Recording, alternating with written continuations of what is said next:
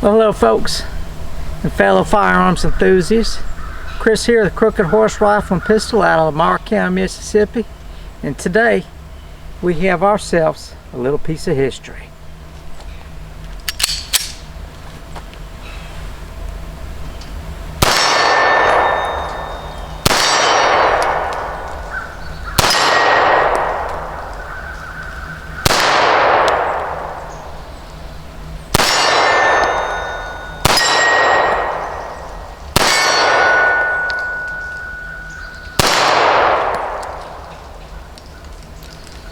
Clear. So let's take this back to the table and I'll tell you what we have. So like I said, ladies and gentlemen, my fellow firearms enthusiasts, we have here a fine piece of history. Allow me to present to you the WIS VZ35, also called the Polish Vis 35, and also referred to as the Polish Radom pistol. Just a little backstory, little history on this pistol. This was created in 1930s and manufactured in Radom, Poland at the Fabryka Broni arms factory, and was formally adopted by the Polish military in 1935. As you can see, it closely resembles Moses Browning's 1911, and it also has some similarities to the Browning High Power.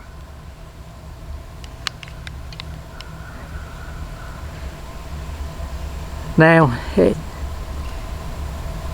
the onset of World War II, when German forces overran Poland, the Nazi powers, they saw, how well this pistol was made. So during the war, they continued production. However, the production of the Radom pistols under Nazi occupation, unfortunately, has its dark history because it was made under slave labor. From prisoners of concentration camps. Additionally, this was also considered one of the best service pistols of World War II. So this pistol here, it's a 9mm single action pistol like the 1911 and the High Power. Shoots an 8-round single stack magazine. Now the Vis 35 does not have a manual safety. This lever here is your decock lever. See?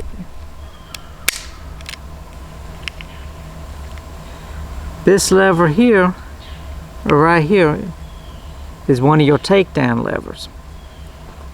So this pistol here, you remove the slide similar to the Browning High Power where you lock it back, and that's what this lever is for. Allow me to demonstrate.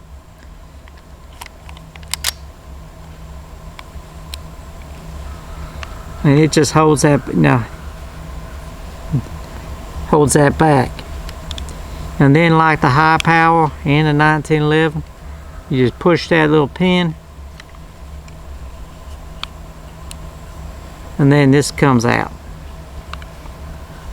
We are not going to disassemble this because my range is in the middle of the forest and I don't need any missing parts flying anywhere.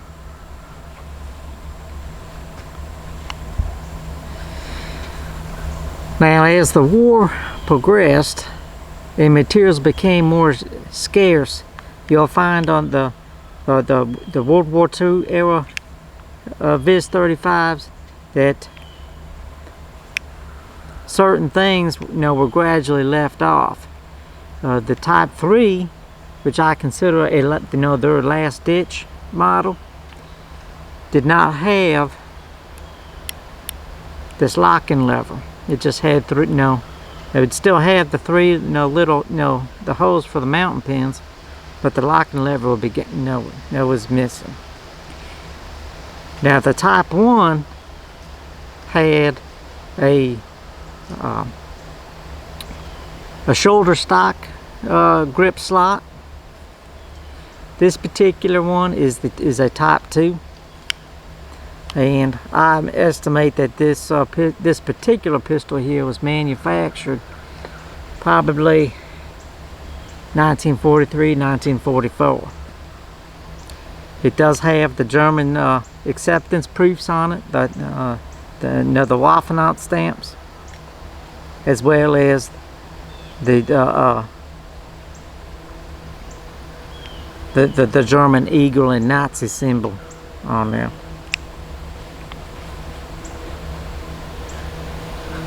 The holster here, I suspect this is probably just a copy. However, the pistol does, fit into it nicely, along with the magazine.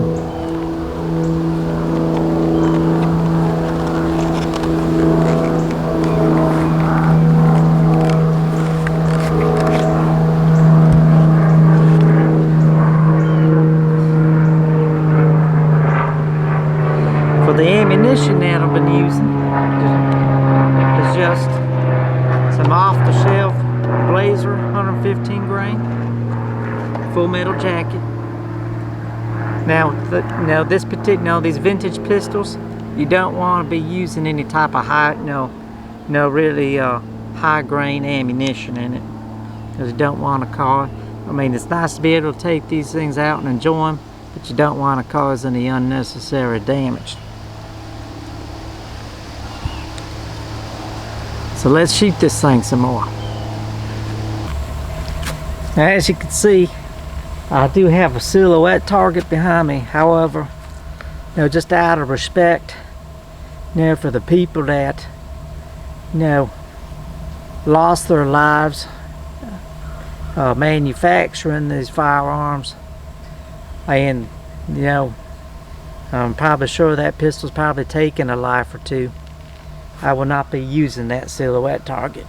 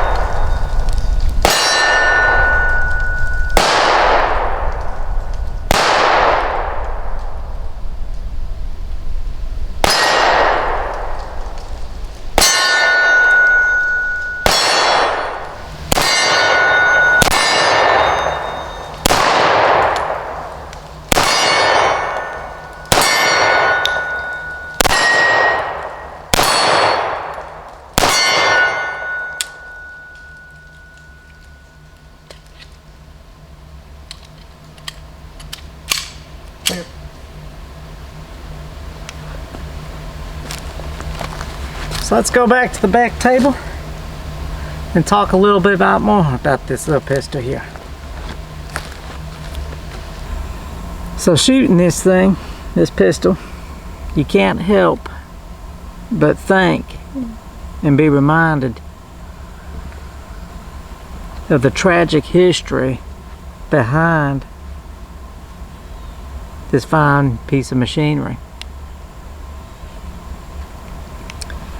And these are collector's items, and there's certainly nothing wrong with collecting these items, and there's nothing wrong with taking these out every so often and shooting them.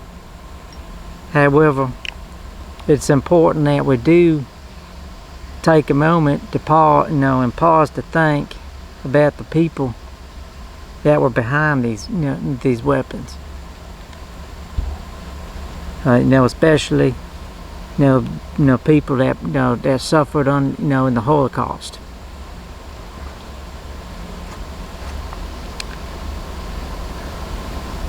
If you want to see a very good presentation about the Vis 35 or the Radom, Ian McComb with Forgotten Weapons, I encourage you to go to his channel. He does a very outstanding presentation on this. So, ladies and gentlemen, I'd like to thank you for coming out to Crooked Horse Rifle and Pistol in Markham, Mississippi. And if you want to support the channel, all I ask is that you hit that like and subscribe button. And until the next time, thank you for shooting with us.